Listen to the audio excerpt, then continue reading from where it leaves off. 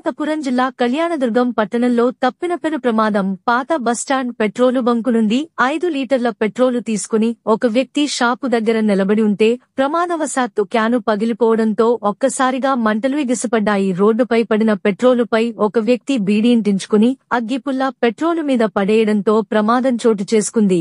రోడ్డుకు పక్కన ఉన్న షాపులు, ద్విచక్ర వాహనాలకు మంటలు అంటుకోవడంతో అక్కడున్న ప్రజలు భయభ్రాంతికి గురయ్యారు. అప్రమత్తమైన పరిసర దుకాణాల యజమానులు నీళ్లు చల్లి మంటలు అదుపులోకి తీసుకొచ్చారు. స్థానికులు ఫైర్ ఇంజిన్ కు ఫోన్ చేయడంతో ఫైర్ ఇంజిన్, స్థానిక పోలీసులు సంఘటనా స్థలానికి చేరుకుని పరిస్థితిని సమీక్షించారు. ఎవరికీ ప్రమాదం జరగలేదు.